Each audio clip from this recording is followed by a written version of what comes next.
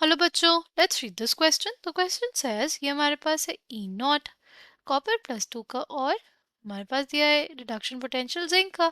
हमसे बोला identify the incorrect statement from the options given below for the above cell. Option 1 है E external is less than 1.1 volt, zinc dissolves at anode and copper deposits at cathode।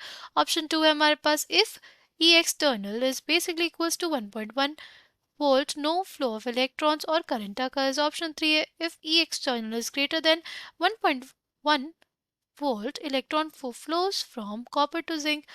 Option 4 है if E external is greater than 1.1 volt, zinc dissolves at zinc electrode and copper deposits at copper electrode।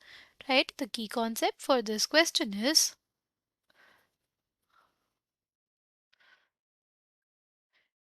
E naught cell is basically equals to E naught of cathode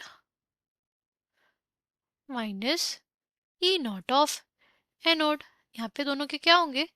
यहाँ पे दोनों के होंगे reduction potentials. ठीक, अगर हम लोग बात करें एनोड पे कौन रहेगा?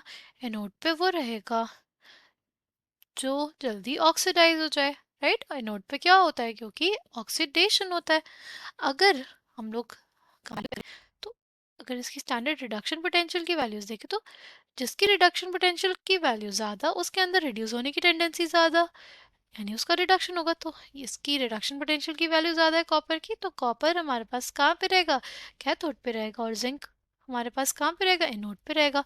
जिंक का क्या होगा? ऑक्सीडेशन होगा और कॉपर का क्या होगा? रिडक्शन होगा। तो लिख लेते हैं हम लोग ई नॉट ऑफ कैथोड। कैथोड हमारे पास क्या है? 0.34 वोल्ट माइनस माइनस ऑफ 0.76, तो कितना आ जाएगी हमारे पास? 1.10 वोल्ट आ जाएगा। ठीक, नाउ अगर हमारे पास जो ई नॉट है, ये जो ई नॉट सेल है, अगर उसके बराबर हमारा ई एक्सटर्नल हो जाएगा तो क्या होगा? उस केस में ना हमारे पास कोई इलेक्ट्रॉन फ्लो नहीं करेगा, इसलिए हमारे पास जो स्टेटमेंट सेकेंड है वो करेक्ट है। राइट, अगर हमारे पास ई एक्सटर्नल जो है वो लेस देन होगा 1.1 वोल्ट में, तो क्या होगा? तो ना हमारे पास जो नॉर्मल रिएक्शन है कि जिंक का हमारे पास क्या हो जाएगा? जिंक का ऑक्सीडेशन और कॉपर का क्या? कॉपर का हमारे पास रिडक्शन होगा। राइट, यानी कॉपर हमारे पास डिपॉजिट होगा कहाँ पे?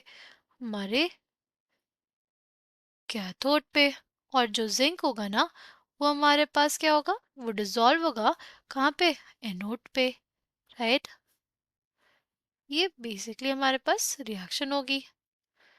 तो देखो, हमारे पास जो पहला स्टेटमेंट वो यही कह रहा है कि अगर E external is less than 1.1 volt, जो जिंक है वो डिसॉल्व होगा एनोड पे। Yes, this statement is correct. और कॉपर डिपॉजिट होगा कैथोड पे, ये भी स्टेटमेंट जो है हमारे पास करेक्ट है। राइट, क्योंकि हमारे पास देख रहे हैं कि जिंक से जिंक 2 प्लस बन रहा है, यानी हमारे पास ऑक्सीडेशन होगा, तो हमारे पास जो जिंक होगा वो डिसॉल्व करेगा और हमारे पास कॉपर बन रहा है, यानी कॉपर डिपॉजिट होगा। राइट, तो ऑप्शन 1 और ऑप्शन 2 तो हमारे पास करेक्ट है। राइट, अच्छा, अब बोला है कि ई एक्सटर्नल को ज़्यादा कर दे अगर हम लोग 1.1 वोल्ट से, तो क्या होगा? सी, अगर हमारे पास ई एक्सटर्नल ज़्यादा हो जाएगा 1.1 वोल्ट से, तो ये हमारे पास एक इलेक्ट्रोलिटिक सेल में बदल जाएगा। राइट, यहाँ पे हमारे पास कौन सी रिएक्शन होने लगेगी? एक नॉन स्पॉन्टेनियस रिएक्शन, जिसमें हमारे पास कॉपर का ऑक्सीडेशन होगा और हमारे पास रिडक्शन किसका होगा? रिडक्शन होगा हमारे जिंक का। ठीक, रिडक्शन किसका होगा? जिंक का रिडक्शन होगा उसमें।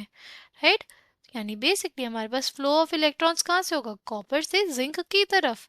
तो ये जो स्टेटमेंट है कि हमारे पास if E external is greater than 1.1 volt, electron flows from copper to zinc, ये स्टेटमेंट भी करेक्ट है। अच्छा, अगर हम लोग अपना फोर्थ वाला स्टेटमेंट पढ़े तो हमें दिया हुआ E external is greater than 1.1 volt, zinc dissolves at zinc electrode and copper deposits at copper electrode.